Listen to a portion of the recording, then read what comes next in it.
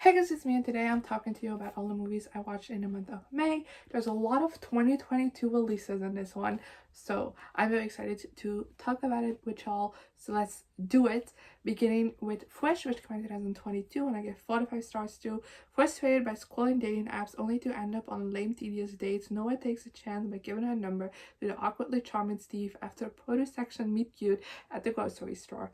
So for 2020, when I got back into my movie watching mojo, I decided that something I wanted to do was to watch more movies outside of my comfort zone. So watch movies that I typically wouldn't watch because, I do like them occasionally. So that's what I did for Fresh because it is so far out of my comfort zone. Like, I can't even begin to express to y'all how far out of my comfort zone this movie is, but it is. And I've had to mentally prepare myself for this movie for a while, which is why I didn't immediately watch it when it came out. There's a little bit of a delay there.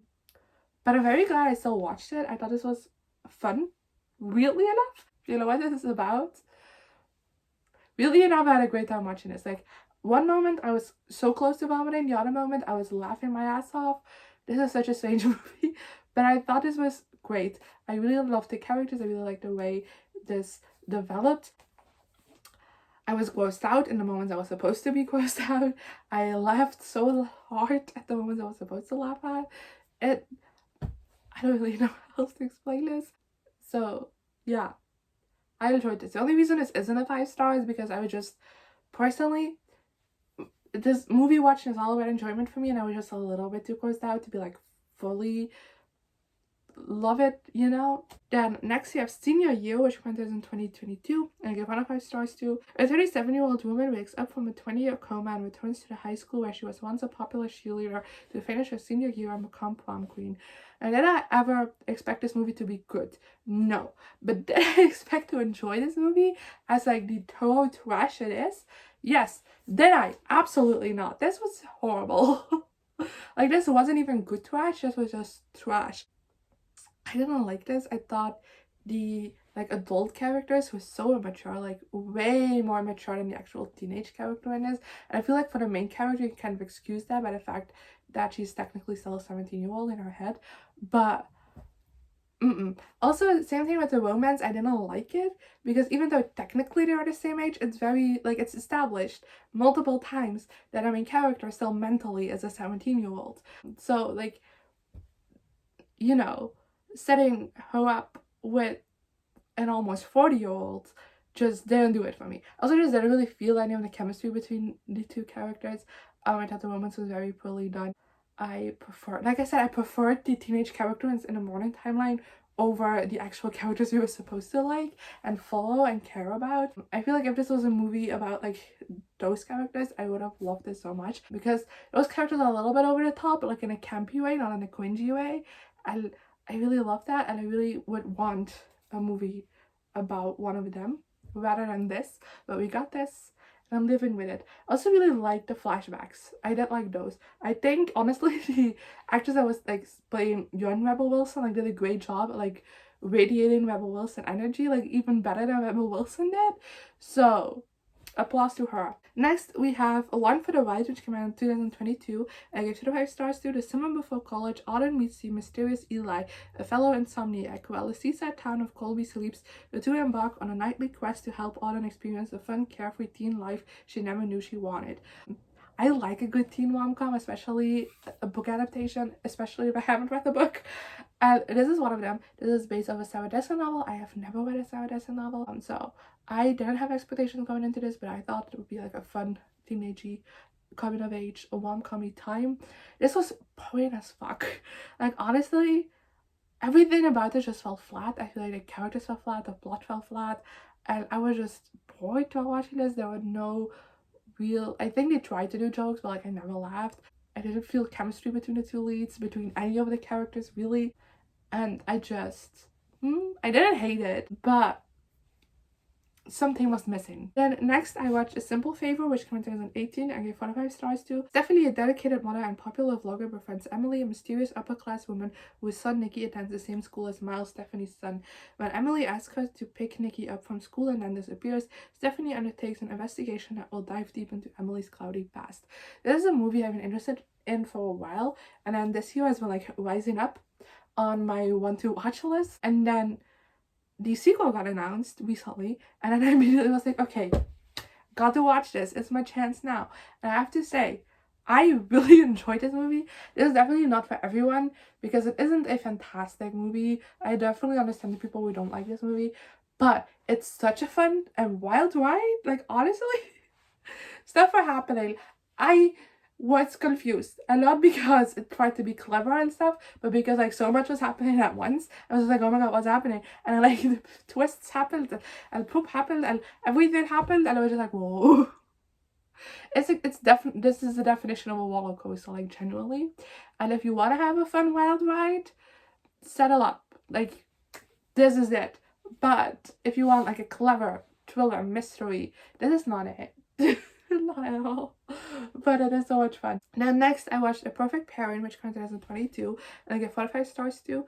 To land a major client, an LA wine exec travels to an Australian sheep station where she signs on as a ranch hand and hits it off with a rugged local. I really like this movie. This is kind of like, again, not a perfect movie. Like, if you don't like rom-coms, this isn't doing anything with the genre that is new or like different, so like you won't like it. It's pretty cheesy, but I loved it. I thought this was great.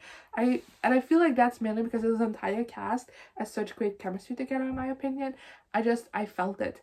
Like, I really liked it. Like, all the different side characters, the different friendships, the group dynamics just all worked really well. And then the romance was also just like really fun. I really liked it. I really liked how it was done. There was a lot of cute scenes. Loved it. And just like the overall setting of this movie was just all a lot of fun, and I really liked it. Victoria Justice deserves to be the next Netflix rom-com girly. Like, I'm saying it now. She deserves it. I want it. We all want it. We know that. We know it deep in our hearts. We know we want more Victoria Justice in our lives. And I feel like this is gonna be the era, because this is the second Netflix movie she's been in. I haven't seen the first one. I desperately want to. But let's go. Then next up, I watched Better Nate Than Ever, which came in 2022 and gave 4 out of 5 stars to. 30-year-old Nate Foster has big Broadway dreams, but there's only one problem. He can't even land a part in a school play. When his parents leave town, Nate and his best friend Libby sneak off to the Big Apple for a once-in-a-lifetime opportunity to prove everyone wrong. A chance encounter with Nate's long-lost aunt Heidi turns his journey upside down, and together they must learn that life's greatest adventures only as big as your dreams. Wow, that synopsis tripped me up so much. I'll be doing that loud. I don't know why, because there's no difficult words in it, but I really enjoyed this movie. Again, gonna be tired of me hearing me say this, but I loved it. I really enjoyed it. I didn't love it. This one has been on my radar ever since it was released, but like, I didn't get around to it. I'm very glad I finally did though, because I just think this was a blast to watch. Like, honestly, it was so much fun, and I really liked how this was like, I feel like this strongest part of this movie is Nate. I thought he was such a fun character to follow.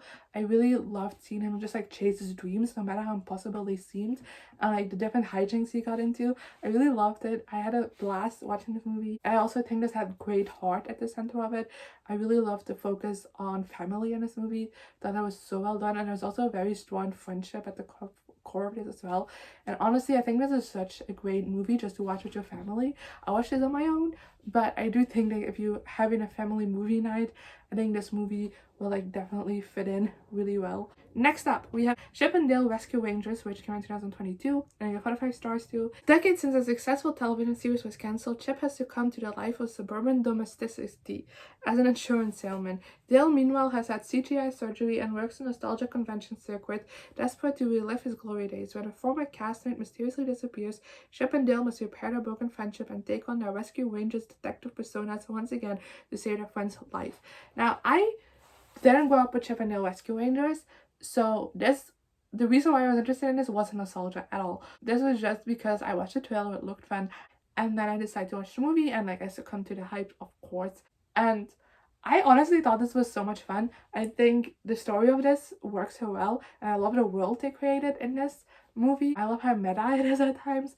I really liked all of the different like cameos and like jabs at different things and like references. I thought they were really well done. They weren't too on the nose, and I really liked that. I really also just liked the animation in this. I thought that was great, like well done, and I really liked the combination of like 2D animation, like the combination of all different kind of animation styles. It wasn't just 2D and 3D, it was a bunch of different styles, and I really like how they all came together without it looking like disjumbled. I just had fun watching this movie, and that's all I have to say about it. Then next we have Free Guy, which comes out in 2021, and I give 25 stars to. A bank teller called Guy realizes he is a background character in an open world video game called Free City that will soon go offline.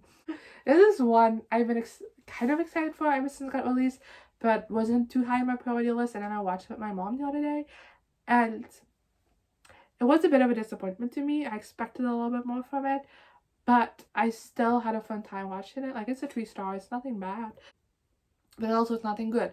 I really liked the moments we spent in like the video game world. I thought those were very fun. I really liked all of the different video game characters as well. I liked the visuals. I thought this was great at visuals. But what I didn't like was the real life stuff. I just feel like there was too much of it, and I just didn't really care about it. I didn't really care about those characters either, and that just made this movie fall a little bit flat for me.